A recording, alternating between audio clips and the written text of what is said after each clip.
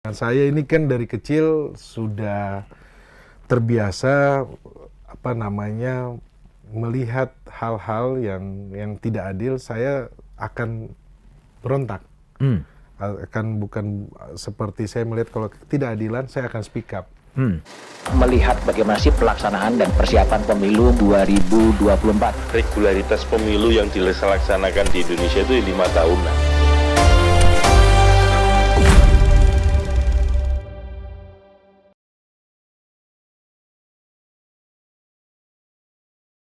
Halo, jumpa lagi di Back to BDM. Kini tampilnya agak berbeda. Saya meluncurkan sebuah kanal baru namanya The Candidate. The Candidate adalah obrolan saya dengan sejumlah politisi atau politisi yang sebelumnya hijrah dari profesi lain, pokoknya yang berkaitan dengan pemilu. Ya, kita ikuti bagaimana The Candidate akan mengawal proses menuju Pesta Demokrasi 14 Februari 2024. Tamu perdana saya adalah Roni Talapesi. Roni, gimana kabar? Baik, Mas Budiman, terima kasih. Saya mau nanya dulu, kamu tobat ya dari lawyer pindah ke politisi itu? Ya, buat saya kan kalau di politik lebih ada tantangan baru ya, Mas Budiman. Ngaku jujur, kamu tobat dari lawyer ke politisi Nah, atau lawyer gimana? tetap. Kamu rangkep nanti?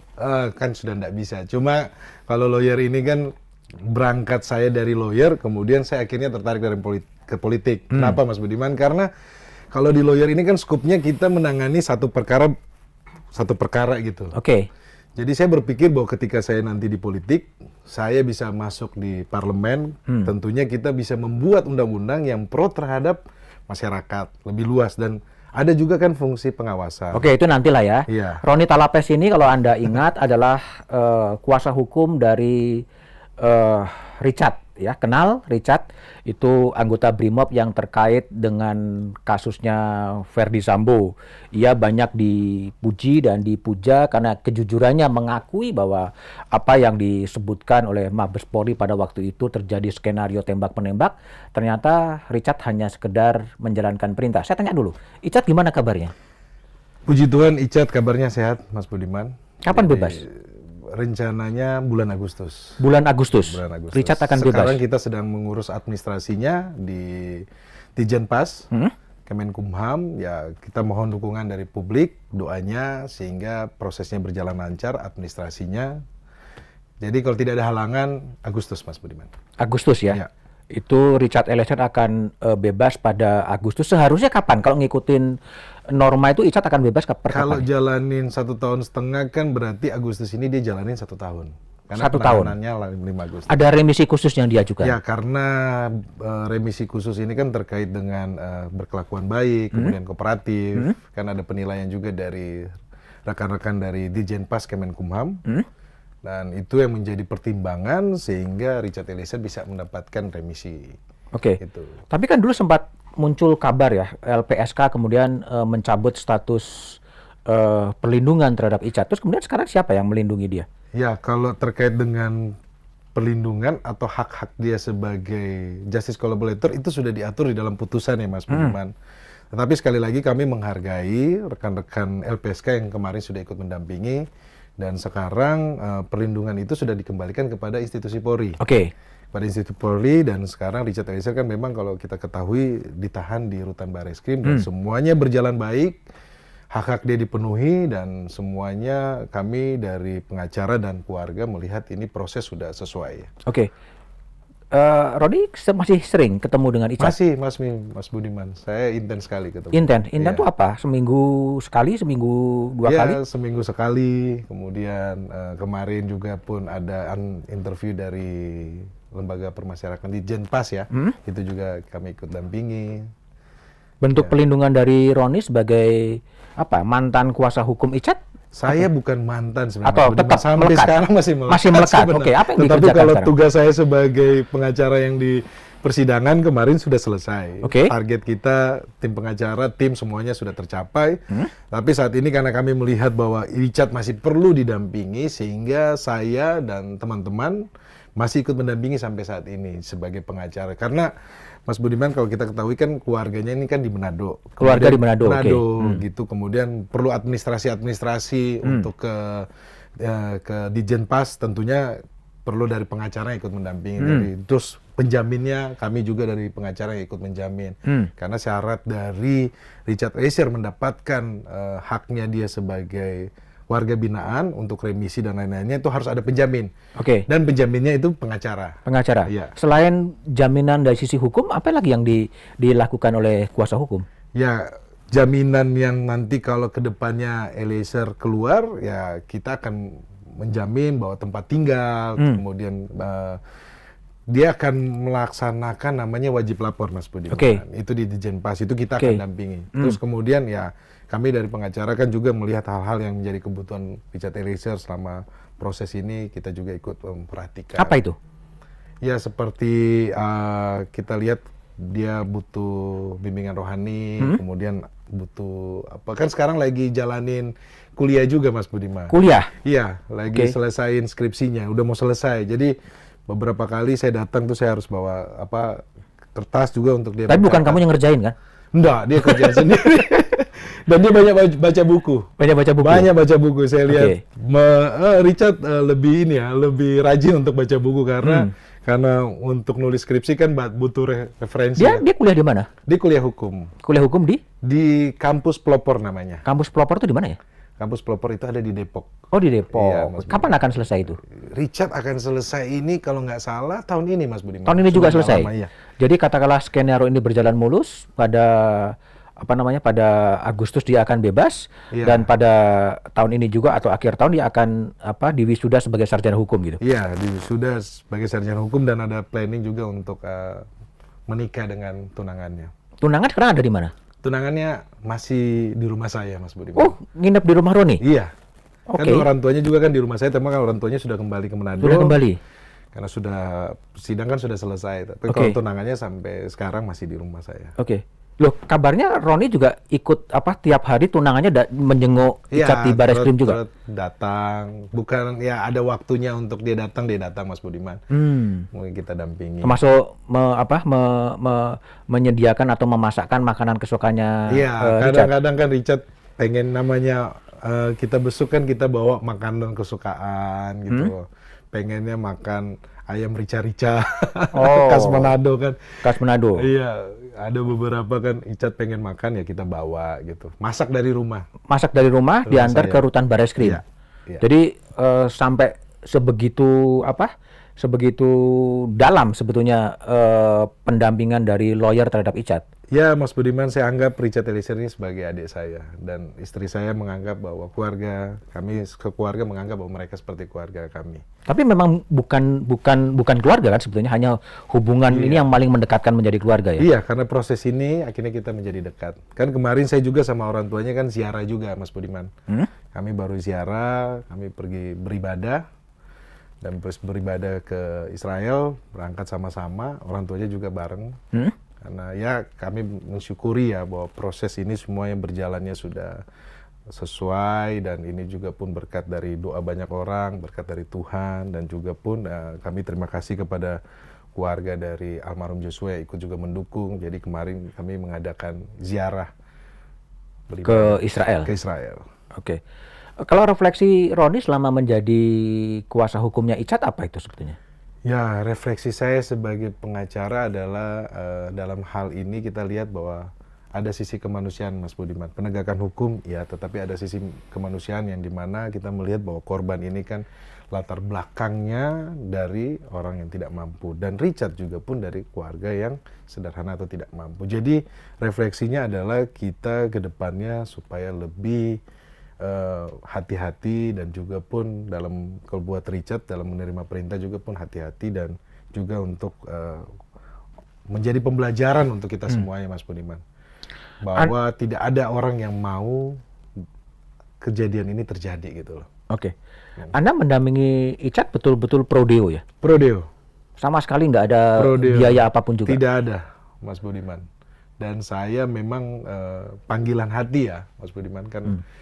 Sehingga kalau teman-teman di publik melihat kok ini pembelaannya sampai ini karena kita kerja menggunakan hati. Dan tim yang bergabung juga itu semuanya pro deo, pro bono. Dan ahli yang kita hadirkan semuanya pro deo. Tidak ada yang dibayar pun. Sepeser Tidak ada yang dibayar? Tidak ada. Itu Bahkan semua ada- datang tuh karena memang dari hati gitu untuk membantu Richard Eliezer. Meskipun banyak juga orang mengatakan sekarang orang menjadi saksi ahli di persidangan, di pengadilan itu ada biayanya gitu.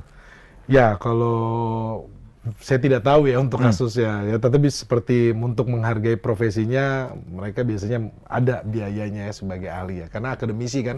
Tetapi untuk kasus Eliezer tidak ada, Mas. Sama sekali tidak ada. Tidak ada. Jadi memang benar-benar datang itu saya seperti Romo Magnis, saya ngobrol, Romo mau bantu, buat saya itu luar biasa. Datang, saya jemput pagi-pagi ke pengadilan, terus pulang saya antar. Terus kemudian ada Mas Albert Aris, ada ya semuanya datang itu mereka tidak dengan tidak mau menerima apa-apa, dan ini secara pro bono. Oke, ada baik. Mbak Lisa juga. Baik, jadi itulah kisah perjalanan dari Roni Talapesi yang hampir selama 3 bulan atau 4 bulan lebih selalu muncul di panggung televisi untuk melakukan pembelaan terhadap Richard Eliezer, yang kabarnya Richard Eliezer akan bebas pada bulan Agustus ini dan juga akan selesai kuliah di Fakultas Hukumnya pada tahun ini juga.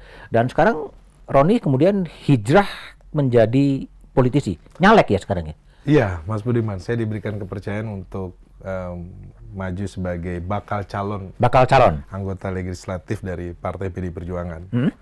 Untuk daerah pemilihan DKI. DKI 2. DKI 2 itu mencakup wilayah? Ya, Selatan Pusat Luar Negeri. Ini ya DCS ya. DCS ya? Iya, masih DCS. Tetapi kita tunggu, Mas Budiman. Nanti kan sekitar pertengahan tahun ini kan sudah DCT ya. Kita sudah tahu dapil saya di mana.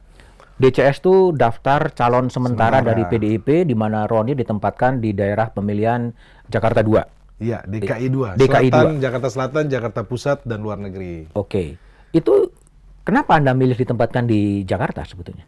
Ya, saya berpikir bahwa kan Jakarta ini kan tempat saya kerja ya. Kemudian tempat saya bergaul, tempat saya membangun sosialisasi, membangun pertemanan dengan orang, kemudian komunitas saya di sini. Ya, saya pikir ya Jakarta rumah saya gitu. Jadi lebih mudah untuk saya memperkenalkan diri kepada masyarakat yang ada di Jakarta. Kenapa nggak misalnya milih di Sulawesi Utara, tempat Roni Talapesi juga kemudian lahir dan kemudian besar di sana gitu? Ya, karena saya sudah merantau, Mas Budiman, saya lebih tertantang kalau di tempat perantauan saya. Kalau saya pulang kampung lagi kan, kembali lagi ke kampung kan. Tetapi prinsip saya ada ketika saya sudah merantau, ya saya harus berhasil di tanah perantauan. Dan tempat perantauan saya adalah di Jakarta. Dan pencalekan ini adalah yang pertama ya? Ini pencalekan ini sebelumnya 2019 sudah pernah. 2019 sudah pernah? Ya. Untuk DPR Pusat? DPR RI. Dari PDI Perjuangan? Dari PDI Perjuangan. Di Banten 2. Banten 2? Ya, Kabupaten Serang, Kota Serang, sama Kota Cilegon. Oke, dan itu gagal? Saya peringkat ketiga. Peringkat ketiga? Iya. Oke. Dan nggak kapok ya untuk mencoba lagi gitu? Nggak kapok, Mas Budiman. Iya, namanya saya masih muda kan, kenapa tidak gitu kita mencoba kan? Tentunya kan harus berjuang kan, namanya ada yang mau kita kejar, kita impikan, kita harus semangat untuk berjuang. Tapi apa sih, mengapa memilih kemudian hijrah ya dari seorang lawyer yang mungkin kehidupannya lebih menjanjikan dan kemudian memilih menjadi politisi, menjadi caleg yang image publiknya sebenarnya nggak bagus itu? Iya, Mas Budiman, saya ini kan dari kecil sudah terbiasa melihat hal-hal yang tidak adil, saya akan berontak. Akan bukan seperti saya melihat kalau ketidakadilan, saya akan speak up. Nah, dari dasar itu sehingga saya menjadi pengacara. Oke. Ketika saya menjadi pengacara, saya melihat bahwa saya membantu orang kasus by kasus gitu. Kasus by kasus, oke. Satu-satu, saya advokasi satu, butuh waktu sekitar 6 bulan sampai 1 tahun. Satu kasus 6 bulan. Jadi ada keterbatasan dalam diri saya. Saya berpikir kalau saya ada di parlemen, tentunya fungsi saya sebagai anggota dewan punya fungsi untuk mengawasi, untuk meminta kepada aparat penegak hukum apabila ada ketidakadilan. Saya berpikir seperti itu, dan tentunya dalam menyusun suatu peraturan atau undang-undang, menyusun undang-undang yang pro terhadap masyarakat terkait dengan isu-isu hukum ya Mas Budiman. Saya berpikir seperti itu. Jadi saya bisa secara luas jangkauannya, tidak hanya satu kasus. Kan kita satu kasus ini kalau kita lihat sekarang sudah dengan era keterbukaan media, sosial media seperti ini, akhirnya kan semua banyak ikut mengawasi. Dan itu perlu peran dari orang-orang yang mau gitu, mau ikut mengawasi dan ikut membantu gitu. Dan saya pikir bahwa di partai politik dan ketika mendapatkan kekuasaan itulah jalannya untuk bisa membantu orang lebih banyak lagi. Apa Anda yakin bahwa ketika menjadi anggota DPR idealisme seorang Roni ini bisa terwujudkan di tengah hegemonik partai politik? Kalau kita lihat kan situasi sekarang Mas Budiman, ya ada oknum-oknum ya, tetapi kan Oknum tapi banyak. oknum Atau semuanya oknum? tetapi kalau tidak ada orang yang baik yang punya niat untuk masuk ke dalam politik, kita tidak bisa biarkan itu cuma hanya menonton saja kan Mas Budiman. Kita harus terjun juga. Dan saya pikir bahwa dengan era keterbukaan ini orang-orang tahu bahwa orang-orang yang sudah punya track record bagus, sudah punya jejak rekam dan sudah ada kerja nyata, masyarakat bisa menilai itu. Dan itu kan masyarakat ikut mengawasi juga. Karena kembali lagi ini udah keterbukaan era sosial media seperti ini Mas Budiman. Jadi saya pikir bahwa orang-orang baik ini harus duduk di dalam parlemen gitu.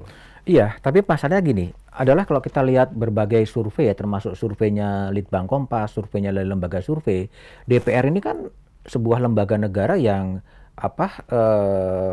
tingkat image-nya sangat buruk dibandingkan dengan lembaga-lembaga negara yang lain gitu loh. Dan Anda yang sangat dikonstruksikan idealis membela mau nyemplung dan masuk ke DPR. Itu gimana? Iya Anda? Mas Budiman, bahwa itulah tantangan ya Mas Budiman. Jadi ketika nanti di DPR dan publik juga ikut mengawasi, masyarakat yang mendukung saya juga bisa berkomunikasi saya dengan langsung. Dan ini kan kita lihat bahwa kita perlu dukung orang-orang yang punya idealisme untuk duduk juga di dalam DPR, Mas. Kita tidak bisa hanya membiarkan ini. Sekali lagi ya, bahwa kita perlu dukungan juga. Saya rasa bahwa tidak semuanya juga anggota DPR seperti itu. Banyak juga anggota DPR yang punya idealisme yang sama juga. Punya idealisme tapi diam aja masalahnya. Ya, kembali lagi Mas Budiman, itu perlu dukungan kan? Hah? Perlu dukungan. Dan kita rasa bahwa ke depannya sebagai generasi milenial ya, generasi yang muda ini, semoga kita bisa membawa setidaknya hal-hal baru dan adanya perubahan juga. Gitu. Apa sih yang Anda mau bawa sebagai anggota DPR kalaulah nanti kemudian terpilih sebagai generasi milenials ya? Iya. Di usia 38 tahun akan menjadi caleg. Apa yang Anda tawarkan untuk menyegarkan atau memodernisasi DPR yang dari dulu sampai sekarang ya gitu-gitu aja sebetulnya? Iya Mas Budiman, tentunya kan dalam hal ini membuat undang-undang yang lebih pro terhadap masyarakat kecil. Dan nanti kita lihat apa yang menjadi kebutuhan dari masyarakat. Kalau kita lihat sekarang kan sudah ada KUHP nasional yang baru kan. Kemudian kita lihat juga ada beberapa undang-undang yang belum selesai juga di ini. Tetapi kalau dari saya lebih melihat bagaimana perubahan ini kita membawa perubahan lewat kebijakan membuat undang-undang. Pertama itu. Kedua, pengawasan, Mas Budiman. Pengawasan. Tentunya kan aparat penegak hukum ini kan polisian, kejaksaan adalah mitra. Tentunya kalau ada hal yang kita lihat bahwa ini tidak sesuai, tentunya sebagai mitra kita lebih cepat untuk respon, untuk meminta kepada aparat penegak hukum untuk lebih pro atau lebih bekerja secara profesional. Nah, hal-hal seperti itu Mas Budiman mungkin saya tidak bisa bicara banyak, tetapi hal-hal itu yang akan saya mulai dulu. Bahwa itu asumsinya kalau Roni kemudian ditempatkan di Komisi 3. ya, kalau ditempatkan di Komisi 3 sesuai dengan bidang saya, Mas Budiman. Artinya harapannya bahwa Anda juga akan ditempatkan di Komisi 3. Harapan gitu? saya tentunya sesuai bidang saya ada di Komisi 3, Mas Budiman. Oke, tapi juga, kalau di bidang yang lain ya nanti kita lihat. Tapi banyak juga yang mengkritik ya, advokat-advokat yang berada di Komisi 3 gitu. Kalau saya mengutip Menko Polhukam Pak Mahfud, itu banyak menjadi maklar kasus gitu. Yang diperjuangkan adalah kasus-kasus yang yang ditangani oleh law firm-nya. Gimana Anda respon itu? Ya, saya tidak tahu secara detail ya yang dimaksudkan oleh Pak Menko Polhukam ya. Tetapi saya melihat bahwa harus ada hal yang baru gitu loh dari anggota legislatif. Tentunya kan ini menjadi harapan ya. Tentu jadi harapan sehingga apa yang disampaikan oleh Pak Menko Polhukam itu tidak terjadi lagi gitu loh. Dan saya pikir bahwa di tahun 2024 ini adalah regenerasi. Bahwa yang muda ini sudah mulai berani untuk tampil. Kalau dulu kan kita anak muda kan tidak berpikir seberani ini. Dan saya sudah lewati kemarin dengan adanya kasus Richard Eliezer bahwa wah kita bisa gitu loh. Kita yang anak muda juga pun ternyata juga pun bisa. Jadi kita punya keberanian dan ini tantangan berikutnya Mas Budiman. Anda kan sekarang memilih, kalau dulu kan sebagai advokat kan Anda berjuang di luar sistem ya, sistem dalam arti sistem politik ya. Artinya berjuang melakukan advokasi kasus per kasus gitu. Tapi sekarang menjadi DPR berada dalam sistem legislatif di situ gitu. Anda meyakini berjuang di dalam DPR dalam kondisi sekarang itu bisa lebih menyelesaikan persoalan? Betul Mas Budiman. Kalau saya lihat bagaimana saya mempelajari Bu Mega, bagaimana berjuang, terus dulu melawan kekuasaan, Orde Baru, bertahan, dan akhirnya juga pun bisa. Dan saya juga belajar dari Mas Prananda dengan ketekunannya, kesabarannya dia, keuletan dia di dalam partai politik. Jadi itu menjadi mentor-mentor saya, Mas Budiman. Jadi tidak semuanya politik itu dianggap bahwa politik itu tidak baik. Ada beberapa figur yang kebetulan saya pelajari, saya bertemu langsung, dan itu menjadi tolak ukur saya dalam berpolitik. Dan ketika di politik ini Mas Budiman, kita meraih kekuasaan, tentunya kekuasaan ini kita pakai untuk membela rakyat gitu loh. Terutama masyarakat yang tidak mampu, masyarakat kecil, yang pro terhadap masyarakat kecil. Sesuai dengan slogannya PD Perjuangan, juga pun kita pro terhadap wong cilik. Nah ini yang akan saya perjuangkan nanti Mas Budiman. Iya, jadi apa namanya yang kadang juga sering mungkin dalam bahasa saya mungkin mengecewakan ya. Apa yang disampaikan oleh para caleg itu ketika dia campaign adalah sesuatu yang ideal, yang baik gitu. Tapi ketika kemudian dia menjadi DPR, dia kemudian seakan-akan melupakan dari konstituen dia. Gimana Anda merespon asumsi itu? Ya, saya pikir bahwa sekarang masyarakat sudah lebih kritis, lebih cerdas, kemudian mempunyai akses informasi media, sosial media. Saya pikir masyarakat akan memilih benar-benar yang sudah kelihatan kerjanya, Mas. Kerja nyata. Yang sudah ada track recordnya, Mas Budiman. Iya. Saya nggak bilang saya ya. Itu jadi acuan. Kalau bilang saya nanti ditegur KPU, ditegur Bawaslu ya. Tapi gini, apa yang mau Anda janjikan sebagai calon legislatif dengan konstituen di DKI 2? Ya sekarang saya sudah, ya sebelumnya kan ketika Anda terpilih nanti, ketika Anda sudah terpilih, apa yang biasanya terjadi diskoneksi itu antara Anda sebagai anggota DPR dan rakyat yang memilih Anda? Sebelum terpilih Mas Budiman, saya sekarang kan memang juga di dalam kepengurusan, saya ada di bawah saya ada Badan Bantuan Hukum dan Advokasi Rakyat, BBAR. Itu adalah badan advokasi rakyat ya, yang kita berikan secara cuma-cuma kepada masyarakat, dan itu sudah kita jalankan di DKI ya. Kebetulan saya wakil ketua bidang hukum dan di bawahnya badannya itu Badan Bantuan Hukum. Kemudian kita sudah advokasi masyarakat, layanan hukum secara gratis. Itu sebelum ya? Sebelum. Sekarang jadi, ya artinya? Iya sebelum. Jadi menurut saya ketika nanti kita jadi ya, yang kita akan kuatkan adalah bagaimana kita bisa memberikan akses kepada masyarakat untuk mendapatkan layanan hukum. Layanan hukum. Khusus terhadap apa konstituen di DKI 2 yang kalaulah kemudian memberikan suara dan mengantarkan Anda ke parlemen, apa yang Anda mau janjikan terhadap konstituen dari DKI 2 ini? Iya, jadi kalau saat ini Mas Budiman, saya sedang mengadvokasi buruh migran yang ada di Myanmar. Ini ada 12 orang yang disekap, yang buruh migran yang disekap di Myanmar dan mereka tidak bisa keluar. Jadi kemarin kita sudah advokasi Mas Budiman, sudah 9 sudah kita advokasi, sudah keluar. Masih ada 3 lagi. Nah ini saya sedang bangun komunikasi juga dengan pihak-pihak terkait, dengan Satgas TPPO, saya sudah komunikasi, dan ini sebenarnya sudah menjadi langkah kerja nyata, langkah konkret yang saya lakukan Mas Budiman. Mengadvokasi buruh migran, karena kita lihat bahwa isu buruh migran ini adalah isu yang menjadi perhatian kita semuanya ya. Karena DKI 2 ini termasuk daerah pemilihan di luar negeri. Tetapi ini tidak dalam rangka juga karena saya mau caleg, enggak. Karena kemarin ini keluarga korban dari Medan itu berusaha mengkontak saya lewat sosial media.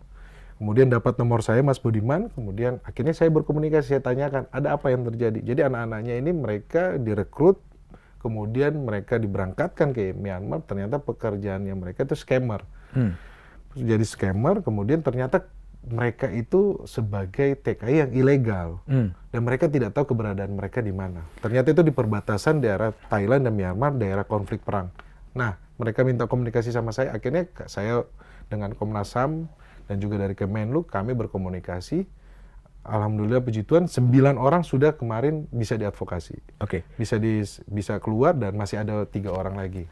Tapi gini, Roni, yang jadi kadang menjadi pertanyaan publik ya, adalah selalu terjadi diskoneksi. Orang itu ketika dia sudah menjadi anggota DPR, dia akan melupakan konstituennya, dia akan melupakan daerah pemilihannya.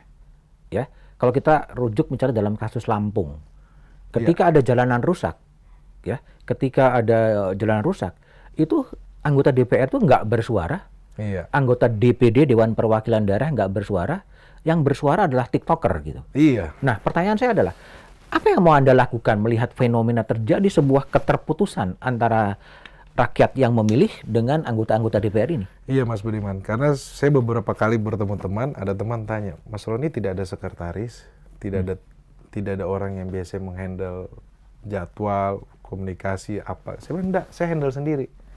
Dan nomor saya cuma 1. Dari dulu sampai sekarang nomor saya cuma 1.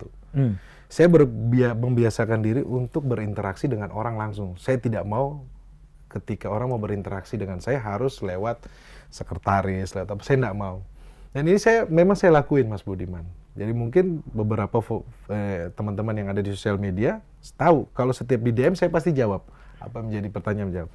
Jadi ini akan saya terus gunakan Mas Budiman bahwa ketika terjadi sesuatu silakan kontak saya langsung.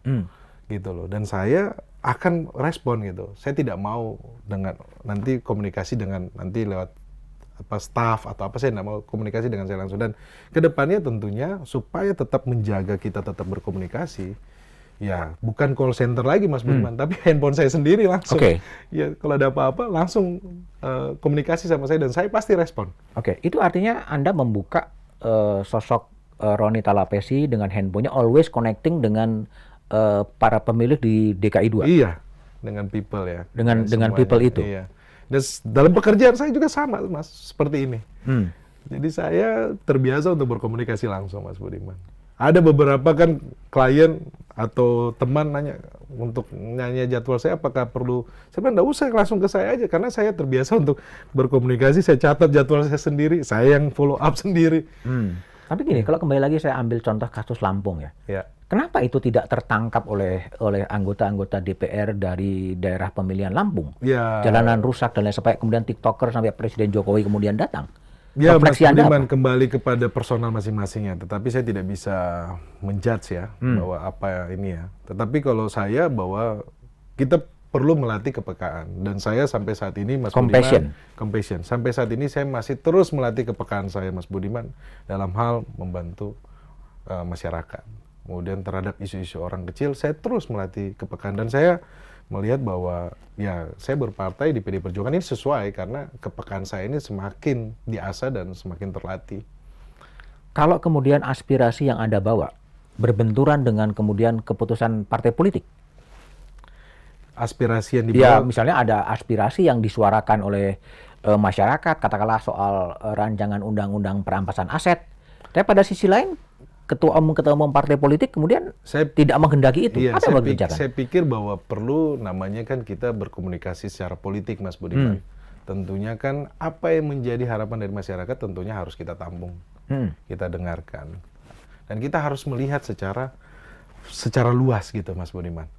Secara luas. Jadi komunikasi-komunikasi itu saya pikir bahwa di era yang sekarang ini akan lebih mudah Mas Budiman ketika kami anak-anak muda sebagai yang dari milenial kemudian diberikan kepercayaan.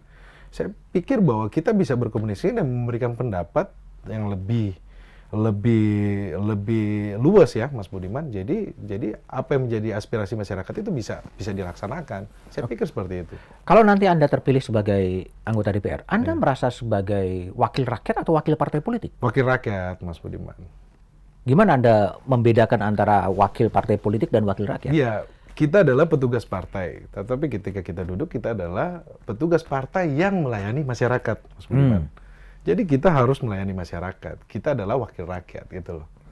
Nah, tadi pertanyaan, kalau terjadi benturan antara aspirasi rakyat dengan kemauan dari partai politik, gimana Anda mencari jalan Keberpihakan tengah? terhadap rakyat tentunya, Mas Budiman. Kita harus berpihak kepada rakyat.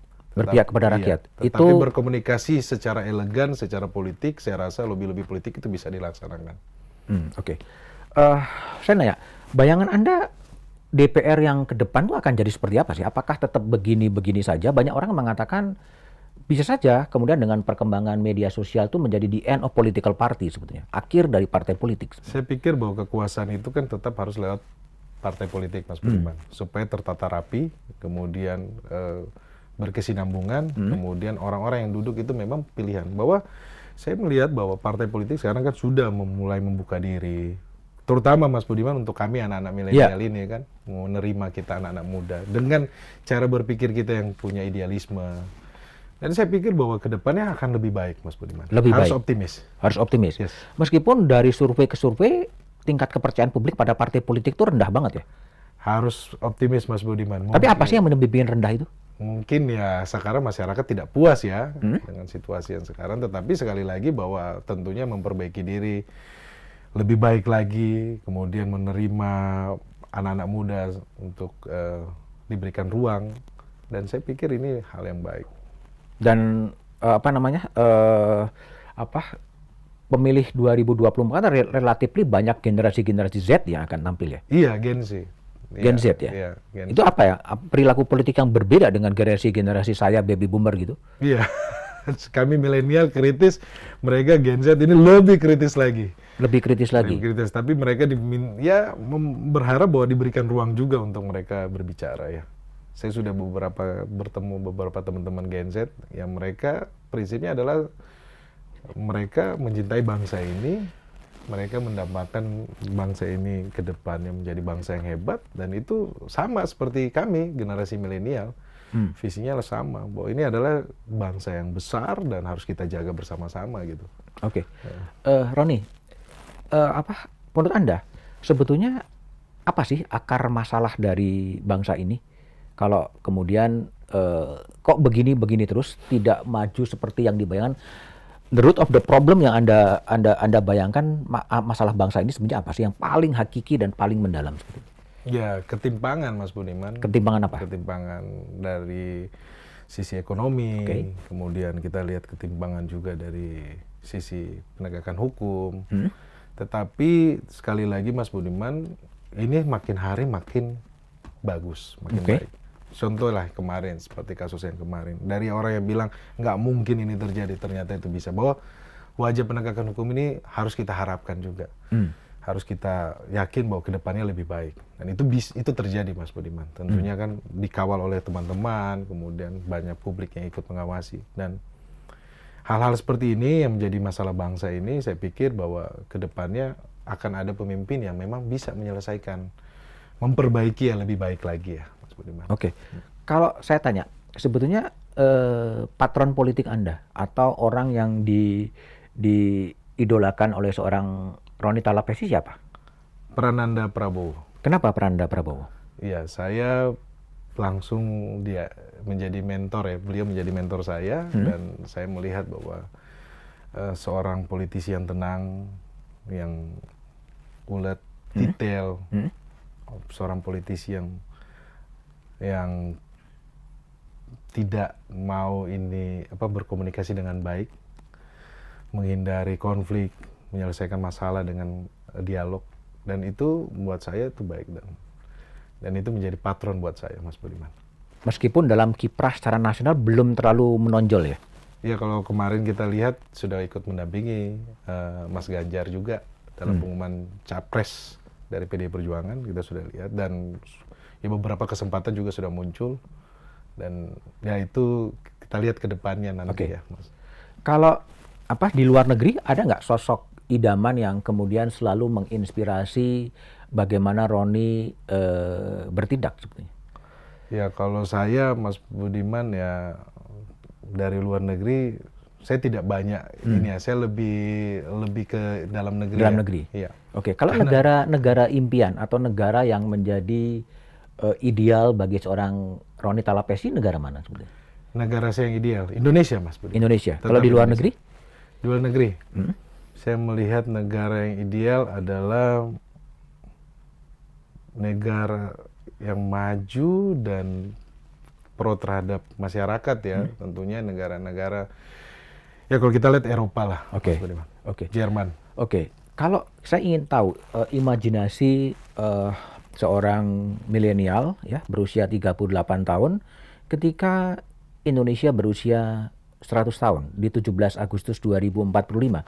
Bisa nggak kamu membayangkan Indonesia 2045 tuh harusnya menjadi seperti ini? Impianmu soal Indonesia 100 tahun seperti apa sebetulnya? Iya. 100 tahun ke depan sejak sekarang ya. Tinggal 22 tahun lagi. 22 tahun ya, menjadi negara yang besar, negara yang disegani, teknologinya terbaik di Asia, dan disegani Mas Budiman. Menjadi negara yang disegani. Menjadi negara yang disegani. Anda yakin itu bisa tercapai? Saya yakin. Persyaratannya seperti apa? Ya harus diisi dengan orang-orang baik Mas Budiman, pemimpin-pemimpinnya. Termasuk juga untuk menjawab masalah bangsa ini soal ketimpangan. Betul, Ketimpangan sosial. betul. Dan itu yang menjadi salah satu jalan atau yang mendorong Roni Talapesi lebih ingin menjadi anggota DPR. Betul Mas Budiman. Kemudian komitmen, kembali lagi pertanyaannya, yang sering menjadi problem bagi parlemen sekarang, terjadinya diskoneksi antara kemudian rakyat yang memilih dan orang yang kemudian mewakili gitu loh. Iya. Apa yang Anda lakukan? Apa yang Anda janjikan kepada publik, kepada pemilih Anda agar betul-betul aspirasi, keinginan publik dan terjadi public consultation yang sangat dekat dan sangat jelas antara Roni Talapesi dengan konstituen Anda di DKI 2? Iya, akan ada satu wadah yang saya akan intens untuk bertemu dengan konstituen saya, kemudian aktif berkomunikasi Mas Budiman, dan tidak perlu khawatir bahwa saya tetap dengan komitmen saya Mas Budiman.